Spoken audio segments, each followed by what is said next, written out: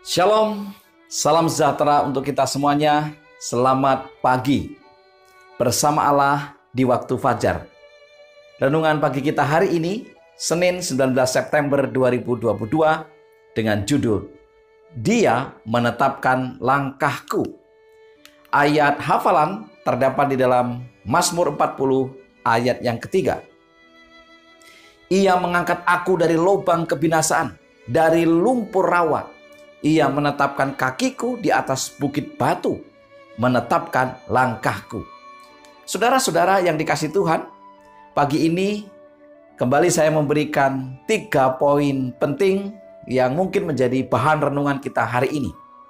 Poin yang pertama, jalan yang ditunjukkan Tuhan adalah jalan penyangkalan diri yang sempit. Mari kita baca kutipannya. Kehidupan para pengikut Tuhan lebih dari apa yang menjadi anggapan banyak orang. Itu tidak seluruhnya hanya terdiri dari kelemah lembutan, kesabaran, kerendahan hati, dan kebaikan. Sifat-sifat ini penting, tetapi diperlukan juga keberanian, kekuatan, tenaga, dan juga ketabahan. Jalan yang ditunjukkan Tuhan adalah jalan penyangkalan diri yang sempit. Untuk memasuki jalan itu dan maju melalui kesulitan dan kekecewaan memerlukan orang-orang yang tidak lemah. Saudara-saudara yang dikasihi Tuhan, kita tahu bahwa jalan ini adalah jalan yang sukar. Mengikut Yesus banyak sekali tantangannya. Kadang-kadang kita menghadapi kekecewaan. Kadang-kadang kita menghadapi sakit hati, hinaan, fitnahan, celaan. Dan banyak hal lagi tantangan-tantangan secara batiniah, secara psikologi kita. Tapi ada juga tantangan-tantangan yang tidak kalah hebat. Tantangan fisik. Sementara kita mengikut Tuhan Yesus menjadi anak-anak Allah, kita menghadapi tantangan-tantangan fisik. Mungkin ada di antara kita yang disiksa karena menjadi pengikut Kristus. Mungkin ada juga yang mengalami sakit penyakit. Kita melihat murid-murid Yesus. Banyak di antara mereka mengalami penderitaan. Bahkan kematian mereka kebanyakan mengalami hal-hal yang sangat tragis. Ada yang mati diikat dan dibakar. Ada yang mati karena ditarik kuda. Ada yang mati karena disalib dengan kepala di bawah. Dirajam dengan batu. Ada juga yang diasingkan sampai masa yang tua dan akhirnya meninggal. Itulah jalan-jalan sempit yang akan dilalui oleh para pengikutnya. Dan itu memerlukan keberanian dan juga ketegaran hati yang luar biasa.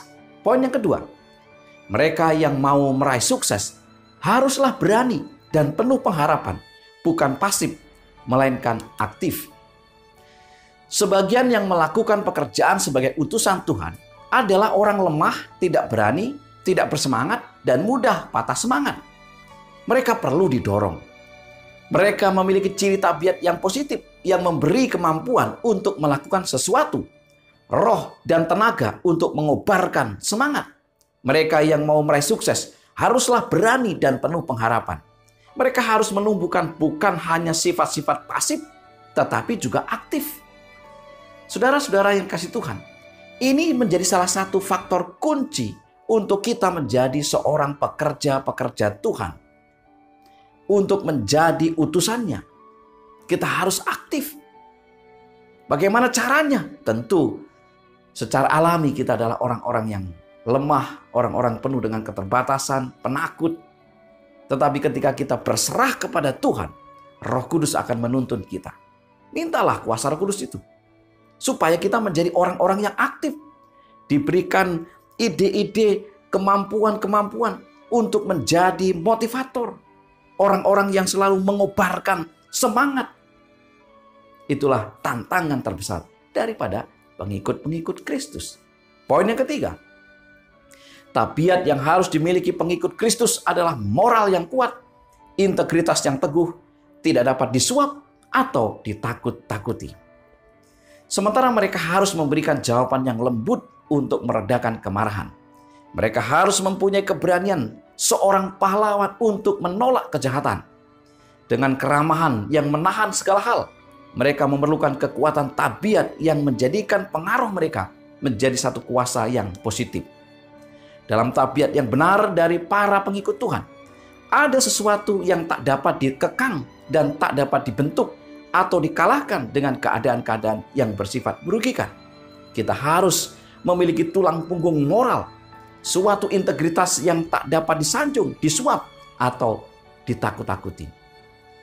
Seluruh kutipan kita hari ini diambil dari seri Membina Keluarga Jilid 4, halaman 461 dan 463. Saudara-saudara yang dikasihi Tuhan, di poin ketiga ini kita ditekankan bahwa kita harus memiliki satu moral yang luar biasa teguh. Integritas, saudara. Tidak mudah untuk disuap, ditakut-takuti. Jangan kemudian karena disanjung lalu kita jatuh. Karena pujian lalu kita jatuh. Pengikut Kristus harus memiliki tabiat yang kokoh, yang teguh. Sebagaimana misalnya Martin Luther. Ia menghadapi banyak tantangan. Dan dia mengatakan kebenaran Alkitab dan Alkitab saja. Dan ia mengatakan itu. Kita juga harus demikian. Kita juga harus berani mengatakan ini dosa, harus dikatakan dengan dosa. Kita tidak boleh takut dalam hal ini. Tetapi memang tidak mudah untuk mencapai moral yang teguh, integritas yang kuat. Tidak dapat ditakut-takutin atau disuap.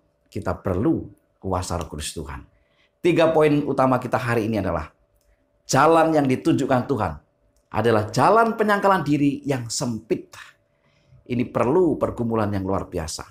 Banyak contoh dari murid-murid Yesus mengalami penderitaan karena jalan yang sempit ini.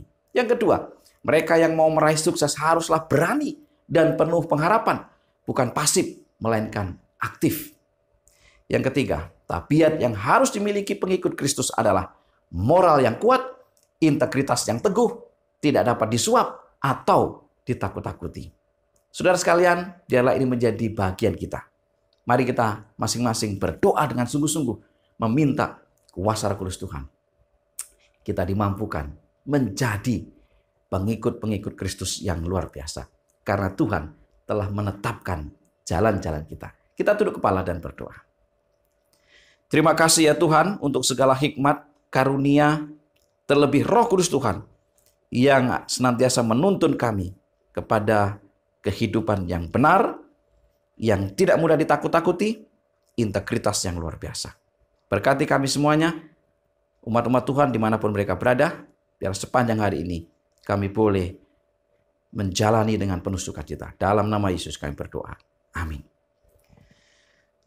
Selamat beraktivitas bersama Allah di waktu fajar. Tuhan memberkati kita.